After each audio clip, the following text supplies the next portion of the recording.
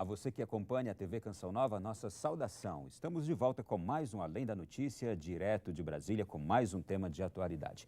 Hoje vamos falar sobre uma doença que afeta mais de 100 milhões de pessoas por ano no mundo. E no Brasil, é uma das que tem maior impacto na saúde pública. Transmitida por um mosquito, a dengue em nosso país concentra-se num período específico, de janeiro a maio. 70% dos casos ocorrem neste período. O controle da doença tipicamente urbana é bastante complexo e envolve, entre outros, os setores da saúde, do meio ambiente e urbanismo. Para conversar conosco sobre este tema de hoje, nós trouxemos aqui Giovannini Coelho, coordenador geral do Programa Nacional de Controle da Dengue do Ministério da Saúde. Bem-vindo, Giovannini. Muito prazer também estar nesse importante debate. Bom, conosco também hoje aqui Frederico Flósculo, professor de Arquitetura e Urbanismo da Universidade de Brasília. Professor, bem-vindo. Obrigado, eu agradeço o convite. Bom, com esses convidados ilustres a gente vai poder abordar muitas questões. E primeiro eu perguntaria para o Giovannini o que é o Programa Nacional de Controle da Dengue. Como você frisou na apresentação, dengue é um problema grave de saúde pública. E no Brasil determina uma carga importante no sistema de saúde. Por essa razão, por ser uma prioridade, o Ministério da Saúde estruturou um programa nacional, né? Programa esse que tem como objetivo principal a redução da mortalidade por dengue, a reduzir o impacto das epidemias e também reduzir os índices de infestação do mosquito transmissor, que é o mosquito Aedes aegypti. É um programa inserido na organização do Sistema Único de Saúde, que pressupõe a execução dessas diretrizes pelos municípios, né, com a participação dos estados e, obviamente, do Ministério da Saúde. É um programa complexo, porque, dentre os seus componentes, ele para a sua execução, exige a efetiva participação, não só do setor saúde, mas de outras áreas que têm interface direta como problema, como, por exemplo, a questão do meio ambiente, do saneamento e também da participação da população. Bom, daqui a pouco eu quero saber de mais dados sobre esse programa, de mais números sobre esse programa, mas alguém deve estar se perguntando agora o que tem a ver arquitetura e urbanismo com a dengue. Professor, qual é a relação? Bom, é uma doença tropical, né? E ela envolve, nos centros urbanos, várias situações de sanidade ambiental que ligam arquitetura e urbanismo a um problema, a esse e a outros problemas sanitários fundamentais. Está ligado ao saneamento, mas também está ligado ao comportamento da população com relação à destinação que faz de suas águas, de seus alimentos.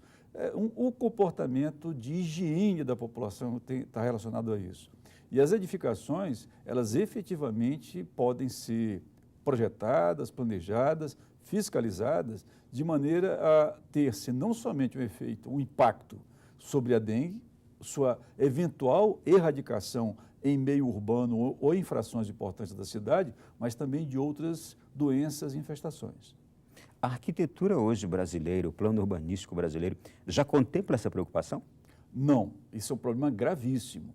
Nós temos uma Constituição de 88 que privilegia o plano diretor urbano, mas o plano diretor urbano brasileiro tem um problema grave de não conexão com políticas setoriais. Você deveria ter planos diretores urbanos conectados com a área de saúde, com a área de educação, transportes, segurança, lazer, e não há conexão nenhuma. O plano diretor urbano hoje é um plano imobiliário. É um pacto entre a prefeitura e as construtoras que esquece o nexo urbano com a saúde, com o grande objetivo das cidades, que é promover o bem-estar das pessoas. Então, nós estamos aí com um problema gravíssimo, técnico, político, né, e de gestão das cidades brasileiras. Já se percebeu isso, Giovannini, lá no Ministério? É preciso fazer esse trabalho, de fato? É fundamental. A presidenta Dilma, no início de sua gestão, elaborou uma portaria criando um grupo executivo interministerial para a questão do enfrentamento da dengue. Esse grupo executivo tem a participação do Ministério das Cidades, do Ministério da Educação, do Ministério do Meio Ambiente e outros ministérios que possam ter interface com o problema. Exatamente por isso, porque dengue, o mosquito Aedes aegypti é um mosquito que tem uma característica singular, primeiro, que é um mosquito urbano, né, e que se reproduz em criadouros artificiais. A maioria dos insetos se reproduz em criadouros naturais. O Aedes aegypti, preferencialmente, ele se reproduz em criadouros artificiais, criadouros esses que são produzidos pela sociedade moderna, né, nas nossas cidades, como, por exemplo, plásticos, garrafas, etc. Além disso, é importante ter essa articulação intersetorial, porque algumas características das nossas cidades, né, são propícias para a manutenção do Aedes aegypti e para a ocorrência de transmissão de dengue. Como o mosquito, como eu citei, ele se reproduz em criadouros artificiais, nós temos alguns dados que colocam a vulnerabilidade das cidades para a ocorrência da doença. A pesquisa nacional de saneamento básico, em 2008, mostrou que pelo menos 1.200 municípios brasileiros não têm água de forma constante nas suas torneiras, o que obriga o cidadão a armazenar água em casa. Armazenar água em tonéis, em caixas d'água. Esses depósitos se constituem um criadouro produtivo importante de Aedes aegypti. E um outro dado também mais preocupante, nessa mesma pesquisa, 61% dos municípios brasileiros não têm a coleta diária do seu lixo, ou seja, isso quer dizer que num intervalo de tempo de pelo menos 3 ou 4 dias, o lixo das pessoas não é recolhido de forma regular. Então, essas características particulares das cidades, de problema de infraestrutura, se constituem num problema que deve ser enfrentado não somente pelo setor saúde, mas, como bem disse o professor, de forma articulada com todas as áreas que tenham interface com o problema. Bem, diante de tudo isso, a gente pode, de fato, reafirmar, é uma doença, é uma epidemia urbana, mas que, embora seja antiga, desde o século XIX no Brasil, é uma epidemia urbana e que encontra, portanto, melhores condições de continuar em alta por causa da realidade das cidades hoje. Mas ela existe também no interior, na zona rural. Está presente também. Como o doutor Giovannini disse, né? Você tem que ter o criadouro humano, né? Essas pequenas caixas, as pequenas jardineiras, várias situações que propiciam isso. Agora, é uma doença urbana porque ela se articula com vários outros problemas de vida e gestão da cidade. Por exemplo, a questão do lixo, que o doutor Giovannini citou. O lixo urbano é um problema gravíssimo e não é discutido, é um problema sujo, é um problema evitado, é um problema tabu. Você vê Brasília, capital do Brasil, cidade planejada, ela acumulou lixo ao longo de suas 5 décadas, ao ponto de não ter um aterro sanitário digno em Brasília. Nós temos lixões, nós temos cerca de meia centena de lixões, e um dos mais conhecidos é o lixão que fica junto do Parque Nacional de Brasília, onde há a represa de Santa Maria, de onde se tira a água potável que abastece o Palácio do Planalto, que abastece o Plano Piloto. O lixão é ao lado da nossa reserva de água potável. Então, e o lixão da cidade, de modo geral, é o que você vê. A cidade brasileira toda está repleta de lixo que não é coletado. Então, nós temos algumas questões de posturas urbanas e da própria conduta do administrador público que nós temos que, vamos dizer assim, acertar os ponteiros, fazer uma conta de chegar, porque o gestor urbano brasileiro se comporta de uma maneira culturalmente construída, mas irresponsável com a questão ambiental. Como se diz, o ambiente não mente. Esses problemas são manifestação de uma gestão, vamos dizer assim, não digo nem caracterizada por improbidade, né? O ímprobo, né? Mas pela ignorância, pela dificuldade de você ter uma gestão racional. Daí também que a gente percebe que todas as campanhas publicitárias pedem, em grande parte, o esforço da dona de casa, do cidadão, para que ele seja o principal combatente, não é? Eu acho que nós tivemos, ao longo dos últimos anos, inclusive uma mudança no foco das campanhas. A participação da população é fundamental, não tenha nenhuma dúvida em relação a isso, porque o mosquito Aedes aegypti, ele é intradomiciliar, ele convive intimamente com as pessoas, por conta dessas questões que eu já citei. Eventualmente você precisa armazenar água em casa porque falta água de forma contínua em sua torneira. Mas exatamente por isso que alguns comportamentos da população que são induzidos por deficiências das políticas públicas, é necessário, e isso as campanhas têm mudado também o foco, é que o gestor público ele também faça a sua parte, né? É fundamental que o cidadão não coloque lixo no terreno baldio, mas é fundamental também que a coleta de lixo seja feita de forma regular e que esse lixo, como o professor Frederico bem citou, seja colocado num destino adequado. Então, é um conjunto de ações, por isso que o problema é complexo, que exige a mudança de comportamento da população na adoção de hábitos que sejam de prevenção contra a infestação do mosquito, mas também um compromisso do gestor a fim de garantir essas políticas públicas que são mínimas para você garantir um ambiente saudável, né? Então, essa é uma grande questão e eu, como coordenador do programa, sempre defendo isso claramente. Eu acho que nós não podemos somente culpabilizar o cidadão, né? Acho que o cidadão tem uma parcela de responsabilidade, né? No entanto, nós temos aí um déficit histórico, né, de políticas de infraestrutura das nossas cidades que obriga, eventualmente, a você ter um papel mais decisivo dos gestores na resolução desses problemas básicos, né? Eu não quero fugir do tema, não, mas, professor, a gente até brincava agora há pouco, nós somos ladeados de bons vizinhos, né? No prédio que a gente mora, na casa que a gente mora, a gente tem ali alguns vizinhos sempre meio incômodos, como a barata, os mosquitos, os ratos. A gente falava agora da grande proliferação dos ratos nas grandes cidades. Por que esses vizinhos estão constantemente ali perto da gente e não saem? Pois é, nós temos um termo comum, as ciências da saúde e arquitetura e urbanismo, que é o da infestação, né? A infestação é quando você tem um edifício, tem uma região, ela se torna invadida e se torna o habitat de uma espécie que passa a dominar. Ela tem um domínio oportunista. E os edifícios, de modo geral, são habitats, são micro-habitats excelentes para insetos que, de modo algum, seriam tão numerosos em ambiente natural. Então, nós criamos isso. As cidades são um ambiente muito especial para a infestação de animais, e não somente os insetos, mas mamíferos, os ratos, os gambás, os guaxinins, que é uma coisa extraordinária. Há uma vida sobre a vida urbana, há uma biologia urbana que tem que ser considerada.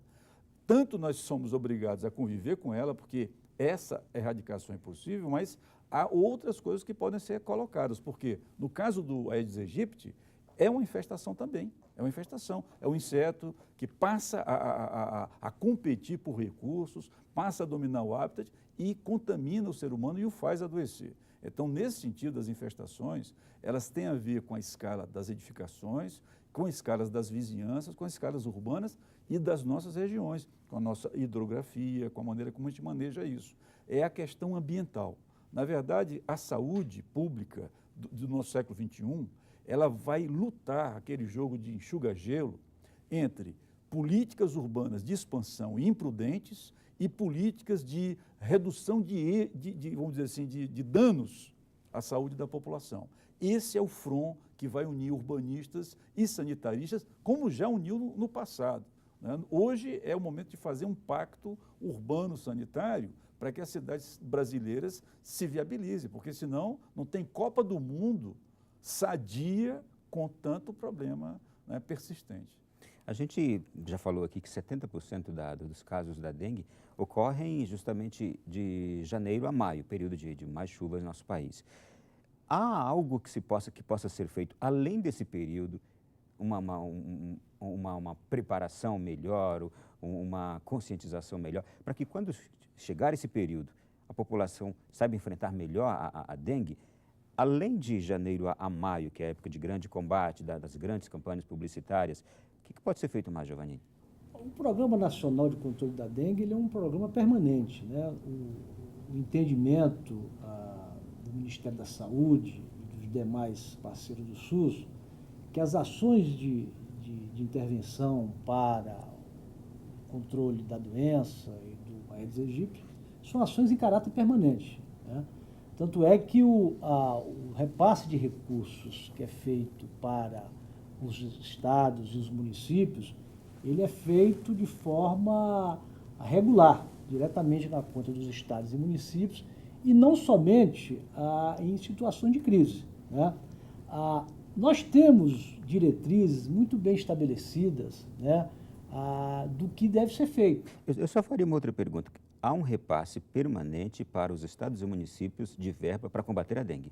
Exatamente. Na verdade, o recurso é destinado para as ações de vigilância em saúde como um todo, né? Como dengue é talvez um dos principais problemas que aflige esses municípios e estados, grande parte desse recurso é utilizado nas ações de prevenção e controle da dengue. Então, como nós temos diretrizes bem estabelecidas de como é que deve ser feito o combate ao vetor, que orienta, por exemplo, a ação dos agentes, para você ter ideia, o que é preconizado nas diretrizes é que cada domicílio deva receber pelo menos 6 visitas ao ano do agente de saúde, ou seja, essa visita regular de inspeção, de avaliação dos criadouros, de eventualmente o tratamento daqueles criadouros que você não possa eliminar. Essa já é uma previsão, isto é, devem acontecer essas 6 visitas ao longo do ano. Exatamente. Quer dizer que agora quem nos acompanha deve estar dizendo, ocorreram essas visitas aqui na minha casa no ano passado ou estão ocorrendo neste ano? Exatamente. Isso é uma questão que precisa ser avaliada. Eu acho que aí, inclusive, agradeço a oportunidade do seu programa, porque isso é uma questão que a população tem que cobrar do seu gestor, né? O sistema de saúde é descentralizado, né? Existe essa transferência de recursos regular. Mais recentemente, já no final do ano, o Ministério da Saúde repassou para cerca de 1.159 municípios, que nós consideramos prioritários, a 92 milhões de reais, exatamente como um incentivo para que os municípios, nesse período antes da transmissão da doença, intensificassem as suas ações e que promovessem exatamente essas ações, como a visita dos agentes, a organização da rede de assistência para evitar, caso tenha transmissão de dengue, que as pessoas morram de dengue. Ou seja, você tem um conjunto de diretrizes já estabelecidas dentro do setor saúde, né, que já estão estabelecidas. Obviamente, é sempre bom deixar claro que essas ações são necessárias, mas elas não são suficientes para resolver esse problema tão complexo. Para isso, exige ações articuladas intersetoriais. Então, como, por exemplo, a questão da resolução da coleta de lixo, a questão do problema do abastecimento de água, ações de educação, né? Acho que o setor de educação tem um papel importante na formação dessa nova geração. Então, é um problema complexo, né? Que exige esse trabalho articulado, mas do ponto de vista do setor saúde, com todos os problemas que nós temos, a gente tem um programa já bem estabelecido, com diretrizes bem estabelecidas. Estou aqui pensando, nós temos cidadãos desatentos, mas nós temos aqueles que são bem críticos, bem fiscalizadores.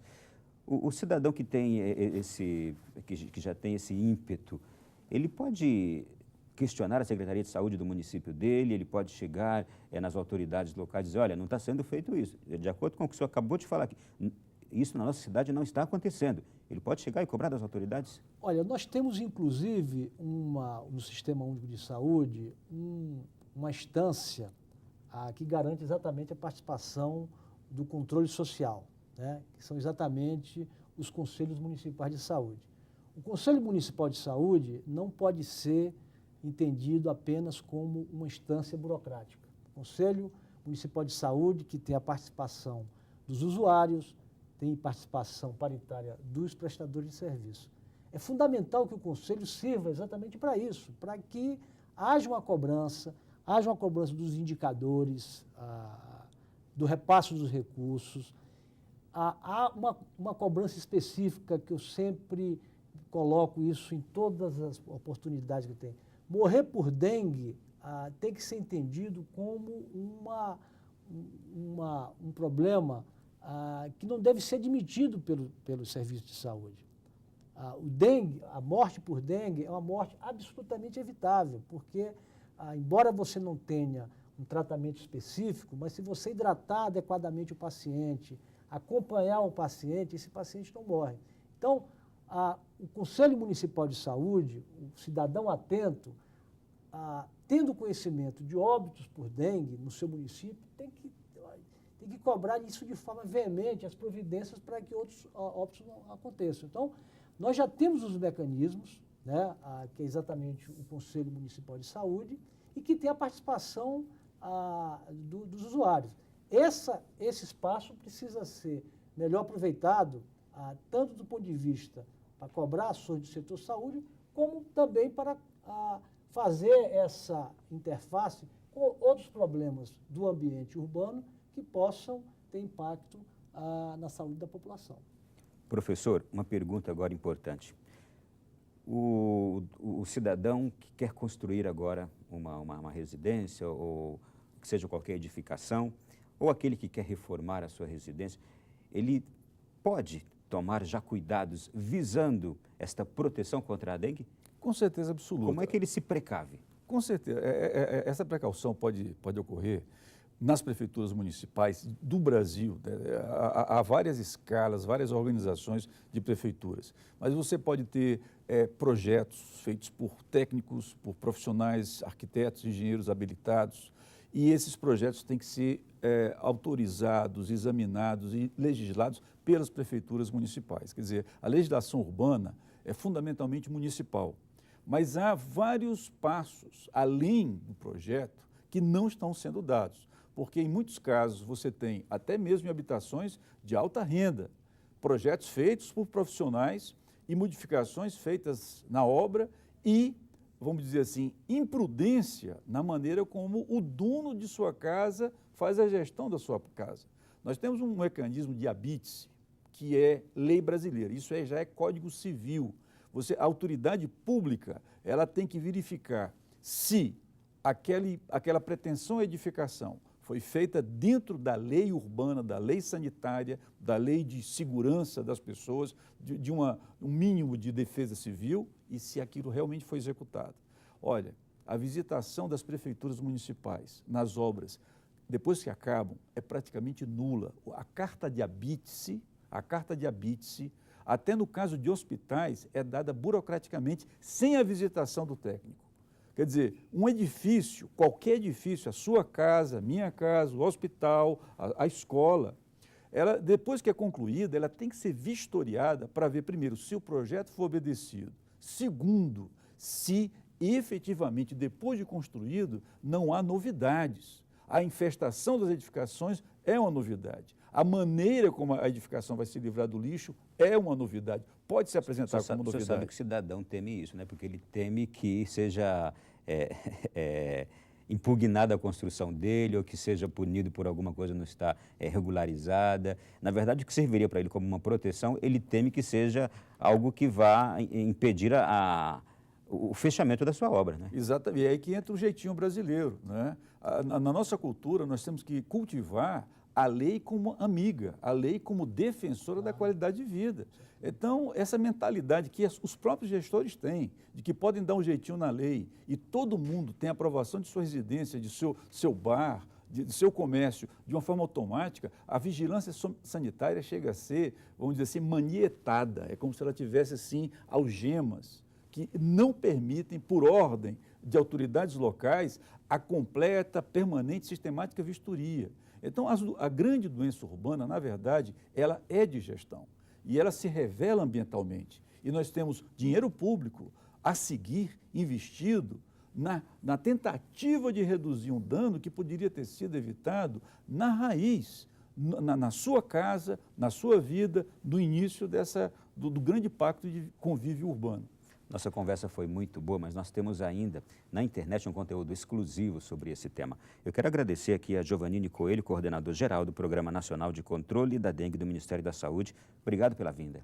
Eu que agradeço pela oportunidade. Eu acho que esse debate, tendo como companheiro o professor Frederico, é um debate inédito e que a Rede Canção Nova foi muito feliz em trazer aqui um especialista na área de urbanismo para discutir um tema de saúde. Muito bem. Obrigado, professor Frederico Flósculo, de Arquitetura e Urbanismo da UNB. Eu agradeço também, agradeço as boas palavras do doutor Giovannine, agradeço a oportunidade. Eu acho que o urbanismo brasileiro tem muito a dizer para contribuir para a gente ter uma mudança nesse país. Dinheiro para isso, nós temos.